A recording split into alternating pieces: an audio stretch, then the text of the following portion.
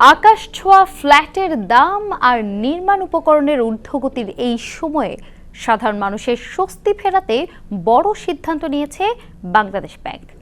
দীর্ঘদিনের অচলাবস্থা কাটিয়ে আবাসন খাতকে চাঙ্গা করতে গৃহ ঋণের সর্বোচ্চ সীমা 2 কোটি টাকা থেকে বাড়িয়ে 4 কোটি টাকা করা হয়েছে, যা দেশের আবাসন শিল্পে বিনিয়োগের এক নতুন জোয়ার সৃষ্টি করবে।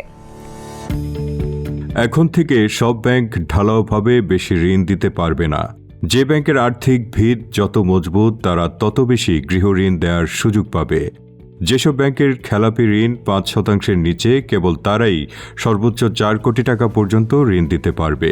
5 থেকে 10% খেলাপি ঋণ থাকা ব্যাংকগুলো দিতে পারবে 3 কোটি টাকা পর্যন্ত।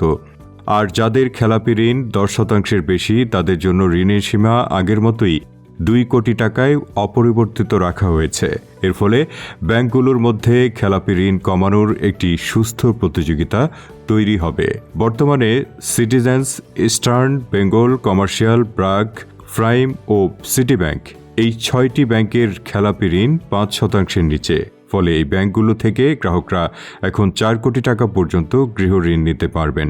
এছাড়া পূবালী, ঢাকা ট্রাস্ট ও যমুনা ব্যাংক সহ মোট 11টি ব্যাংক 3 কোটি টাকা পর্যন্ত ঋণ দেওয়ার সক্ষমতা অর্জন করেছে। তবে ঋণের এই সীমা বাড়লেও ইকুইটি ডেপ্থ রেশিও আগের মতোই 70:30 রাখা হয়েছে। অর্থাৎ ফ্ল্যাটের মোট দামের 70% ব্যাংক দেবে এবং বাকি 30% ক্রেতাকে বহন করতে হবে।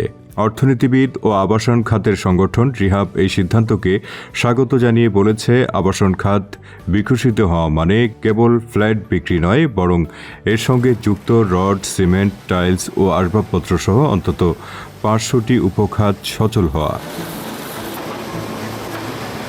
আবাসন ঋণকে সাধারণত ঝুঁকিহীন বিনিয়োগ হিসেবে ধরা হয়, কারণ মাথা গোঁজার ঠাঁই হারানোর ভয়ে সাধারণ মানুষ এই ঋণ খেলাপি করেন না। তবে বিশ্লেষকদের মতে এই উদ্যোগকে আরও ফলপ্রসূ করতে ঋণের সীমা বাড়ানোর পাশাপাশি কিস্তি পরিশোধের সময়সীমা বাড়ানোর প্রয়োজন, যাতে নির্দিষ্ট আয়ের চাকুরিজীবীরা ভাড়ার টাকায় নিজের বাড়ির মালিক হতে পারেন।